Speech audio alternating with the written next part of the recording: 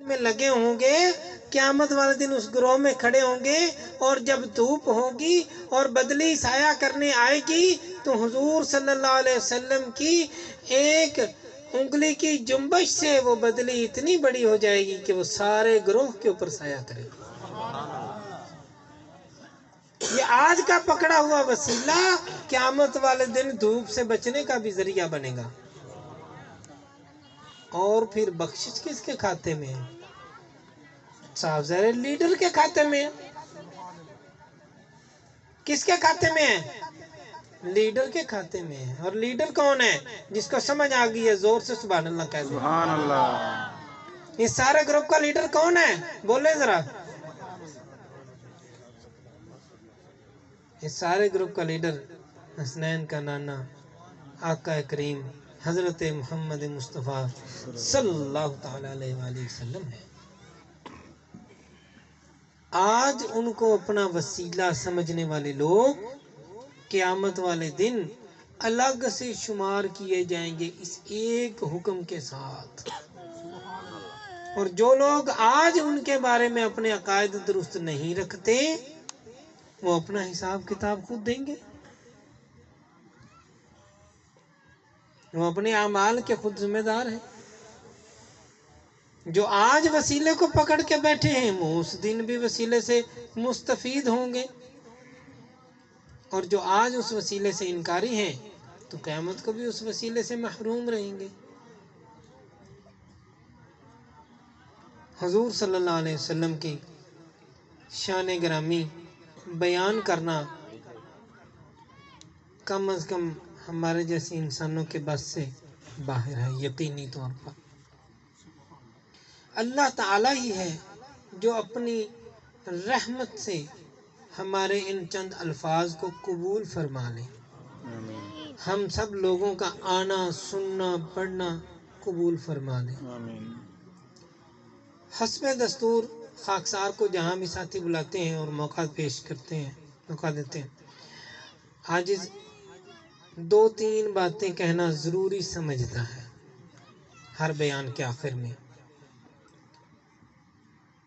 Number 1 تو میں آپ کو وظائف بتانا چاہوں گا۔ ایک ایسا وظیفہ ہے جو کہ حضور صلی اللہ علیہ وسلم اپنی ظاہری حیات مبارکہ میں تقریباً ہمیشہ کرتے رہے۔ جس وظیفے کو حضور صلی اللہ علیہ وسلم نے خود کیا ہو وہ کتنا اہم ہوگا، غور کریں نا۔ جس وظیفے کو حضور صلی اللہ علیہ وسلم نے اپنی ظاہری حیات مبارکہ میں خود کیا وہ وظیفہ کتنا ضروری ہوگا۔ حالانکہ عقل یہ کہتی ہے کہ اس وظیفے کی حضور صلی اللہ علیہ وسلم کو قطعاً ضرورت نہیں،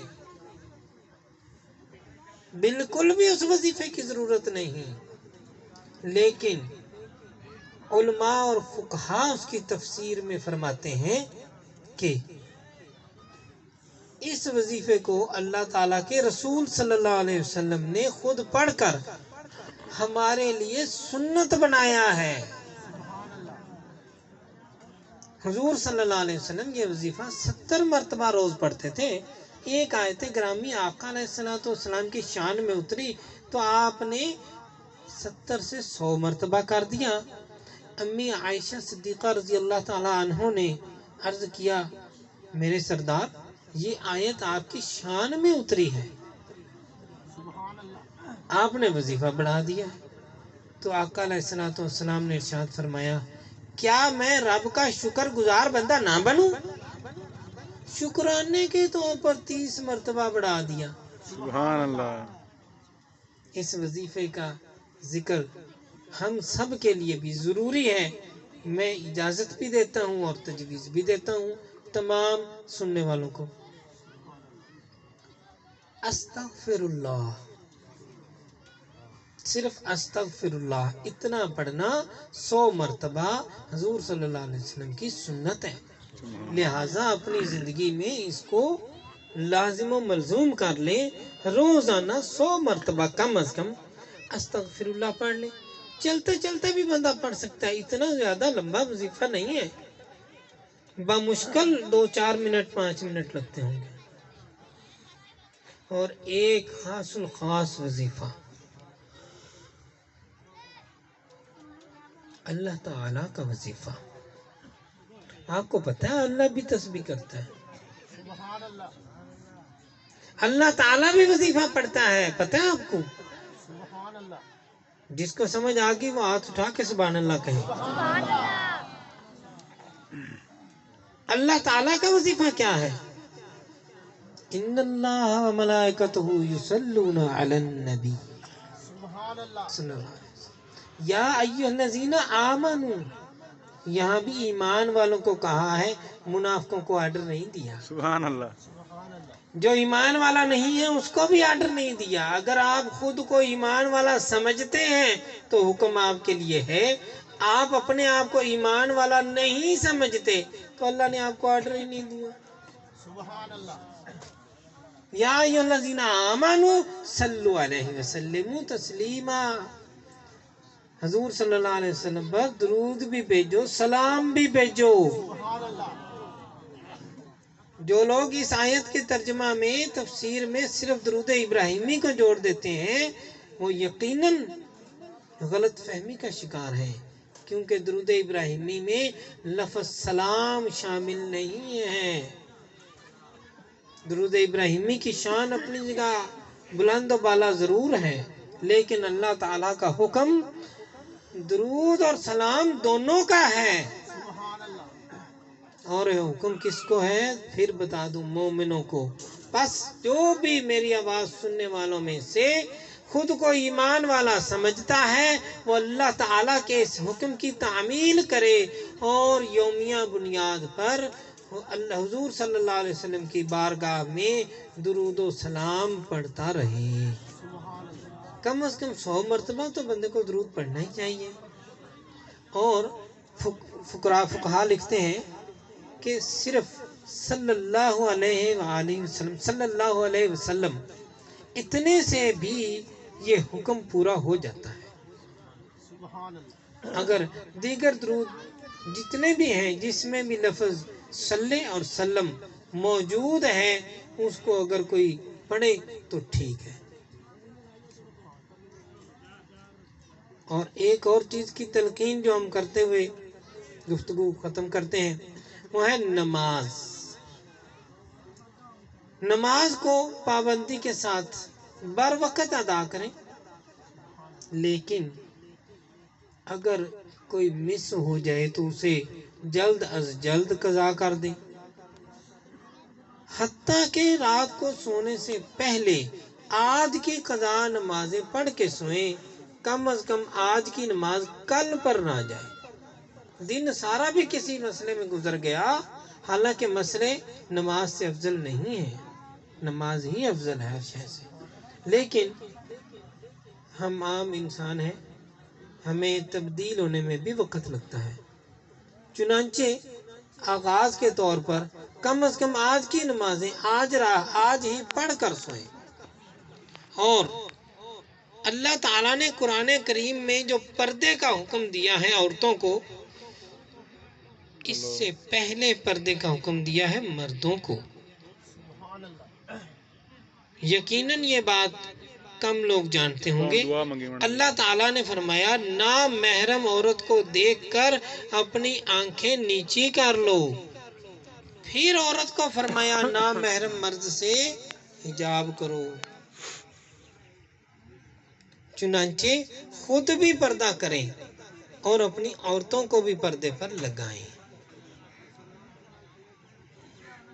और दाढ़ी सुन्नत बिल्कुल भी नहीं है।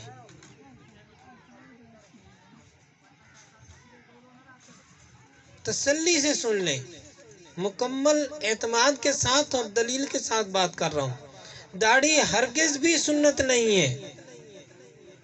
सुन्नत के लिए एक कानून है।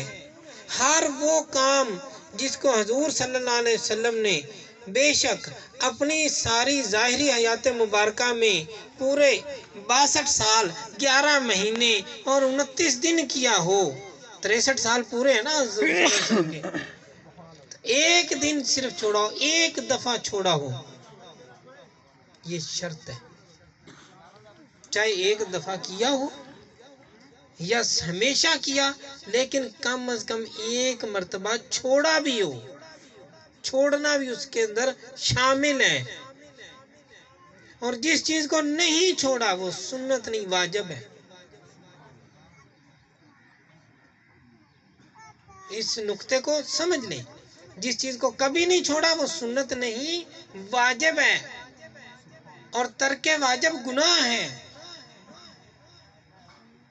مہربانی فرما کے گناہ سے باہر آ جائیں۔ میں ان تمام اپنے مسلمان بھائیوں سے عرض گزار ہوں کہ جو شیو رکھتے ہیں کہ گناہ سے باہر آ جائیں، شیو گناہ ہے۔ اب ہم اس داڑھی کو دو حصوں میں کر لیتے ہیں، ایک ہے اس کا وجود اور ایک ہے اس کا سائز۔ اس کا وجود واجب ہے، اس کا سائز سنت ہے۔ سائز سنت کے مطابق کریں گے سنت کا ثواب مل جائے گا، سنت کے مطابق نہیں کریں گے سنت کا ثواب نہیں ملے گا۔ وجود غائب کر دیں گے تو عدم وجود کا گناہ، ترک واجب کا گناہ لازم آئے گا۔ گناہ سے نکل آئے میرے مشورے پہ، باقی اللہ خود ہی توفیق دے دے گا۔ گناہ سے نکل آئے میرے مشورے پہ، میری ریکویسٹ پہ کہ شیو چھوڑ دیں، جتنی دل کرے داڑھی رکھیں، ایک انگلی جتنی رکھیں، اتنی رکھیں، اتنی رکھیں، دنی جتنی رکھیں، مجھے تکلیف کوئی نہیں۔ گناہ سے باہر آ جائیں، بس جتنی دل کرے، آپ کو جتنی پسند ہے، مجھے کوئی اختلاف ہے ہی نہیں، بس اتنی ہو جتنی 40 قدموں سے نظر آتی ہے، جس کے لیے نیت ہو جائے آپ کی، بس لائن میں لگ جائیں کہ داڑھی والے ہیں، شیب والے نہیں ہیں۔ ترک واجب میں سے نکل آئیں، گناہ سے باہر آ جائیں، ثواب کی توفیق اللہ کریم خود عطا فرما دے گا، اور بے شک یہ توفیق بھی اللہ تعالیٰ ہی کی ہے، کیونکہ صحابہ کرام نے مٹھی برابر بھی داڑھی رکھی، ان کو بھی حضور صلی اللہ علیہ وسلم نے منع نہیں فرمایا، اور دھنی تک بھی کھلی داڑھی بھی رکھی، ان کو بھی حضور صلی اللہ علیہ وسلم نے نہیں حکم دیا کاٹ دو۔ حضور صلی اللہ علیہ وسلم کی اپنی داڑھی مبارک ایک مٹھی پہ آ کے رک گئی، یہ اللہ تعالیٰ کیا کرم ہے اور حکم ہے۔ لہٰذا جو اس سائز کو مد نظر رکھتے ہیں، سنت سمجھتے ہیں، وہ اس سائز کے مطابق اپنی داڑھی کاٹ لیتے ہیں۔ جو اس حکم کو سمجھتے ہیں کہ حضور صلی اللہ علیہ وسلم نے کینچی بھی نہیں لگائی، ہم بھی نہیں لگاتے، باتیں دونوں ہی سنت پر کھڑی ہیں، لیکن سائز جو ہے نا یہ سنت ہے، وجود واجب ہے۔ گفتگو ختم کرتے ہیں کہ جناب مہربانی فرما کر ترک واجب کو ترک ہی کر دیں اور گناہ سے باہر آ جائیں، اور امید ہے کہ میری آج کی ان درخواستوں کو ساتھی قبول فرمائیں گے۔ اللہ کریم ہم سب کی اس حاضری کو قبول فرمائے،